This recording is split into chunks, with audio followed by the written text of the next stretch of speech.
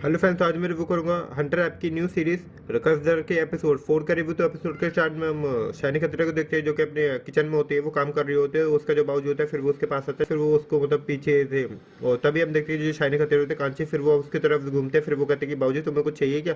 और लेकिन वो कहता है कि अच्छा मुझे कुछ नहीं चाहिए। फिर वो उसको अटैक करने लगता है, मतलब उसकी मतलब साड़ी के पल्लू वल्लू हटाता है, उसके साथ ज़बरदस्ती करने लगता है। वो जो शाइनी खतरे होते हैं फिर वो उसको धक्का देते हैं, कहते हैं कि बाबूजी ये सब ठीक नहीं है, ये आप गलत कर रहे हो। और जो उसका बाबूजी कहते हैं कि मैं जो करना चाहता हूँ मैं वही करूँगा। जो तुम्हारे माँ बाप का जो कर्जा है ना वो मैं माफ़ कर रहा हूँ, ठीक है। तो तुम्हें ना मुझे भी खुश रखना पड़ेगा। और मुझे पता तुम मेरे बेटे के साथ मतलब ज़्यादा अच्छे से एंजॉय नहीं कर पाती, क्योंकि तुम्हारा एंजॉय तो मैं ही करवाता हूँ। और समझ में आए तुम्हारी ये बात। और जो शाइनी खतरे को वैसे सुनाने लगता है, फिर वो वहाँ से चल जाता है। तो नेक्स्ट सीन में हम देखते हैं कि वो शाइनी खतरे वो ये सोच रहे होते हैं कि उसके बाबूजी मतलब कैसे कर रहे हो उसके साथ। और तभी उसके जो माँ का फ़ोन आता है उसके पास, फिर वो कहती है कि तुम ठीक तो हो ना, मतलब तुम ठीक से तो रह रही हो ना, खुश हो ना वहाँ पर। लेकिन जो शाइनी खतरे होते हैं वो उसको बताते नहीं है कि वो कहते हैं कि बाबूजी कुछ ऐसा। फिर वो कहते हैं कि हाँ तुम्हारे बाबूजी का फ़ोन आया था और वो कहते हैं कि तुम्हारी बेटी कैसी है, और मैं कर्जा माफ़ नहीं करूँगा, वो ऐसे कह रहे थे, धमकी दे रहे थे हमको। फिर वो उसकी माँ कहती है कि अरे तुम्हारे बाबूजी जो कह रहे हैं ना तुम्हें कर लेना चाहिए, मान लो उनके बाद। और जो शाइनी खतरे होती है फिर वो ऐसे कह रही होती है अपनी बेटी से।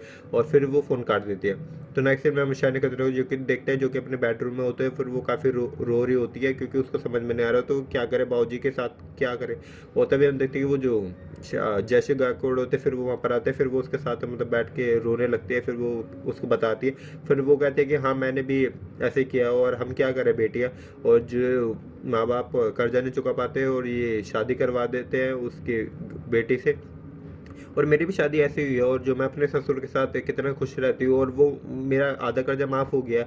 और मतलब तुम्हें भी ऐसा कर लेना चाहिए, इसमें कोई बुराई नहीं है। फिर वो उसको ऐसे समझाने लगते हैं। तो नेक्स्ट सीन में हम देखते हैं कि फिर वो वहाँ से जब समझा के बाहर निकलती है, जो उसका जो ससुर होता है शाइनी खतरे का काची का, फिर वो उसकी जो जैसी गायकवाड़ को पकड़ लेता है। फिर वो कहता है अरे मेरे से मेरा भी कर्जा कब चुकाओगे। फिर उसको पकड़ लेता है। फिर जो जैसे गायकवाड़ कहते हैं बाबूजी अभी चुका देती हूँ।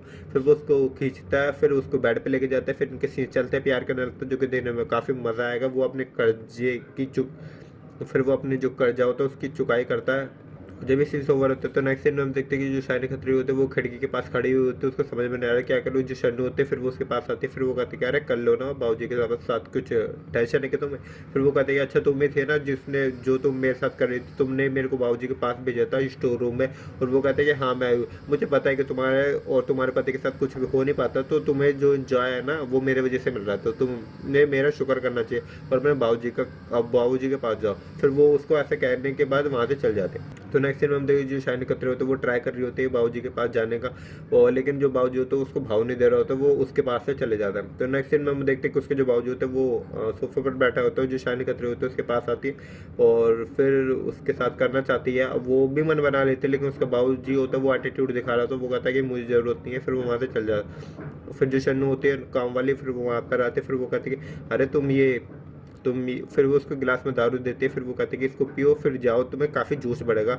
और फिर वो उसको ऐसे करके उसके बाबूजी के रूम में भेज देते हैं। और बस यहीं पर इस एपिसोड का एंड हो जाता है। सो ओवरऑल देखा जाए तो इस एपिसोड में भी आपको जैसे गायकवाड़ और उसके जो काची का जो ससुर है उसके सीन्स देखने को मिलेंगे। तो इस एपिसोड को जरूर से वॉच करना है, एंटर ऐप पे काफ़ी ज़बरदस्त सीन्स है। और देखते हैं कि इसके नेक्स्ट एपिसोड में क्या स्टोरी लाइन चलते हैं, क्या कांची और उसका जो ससुर होता है वो एक्चुअल में सीन्स हो पाएंगे या नहीं हो पाएंगे, देखते हैं इसके नेक्स्ट एपिसोड में। और तो मेरे वीडियो पसंद आए तो वीडियो को लाइक, चैनल को सब्सक्राइब कर। मिलते हैं आपसे नेक्स्ट वीडियो में, बाय।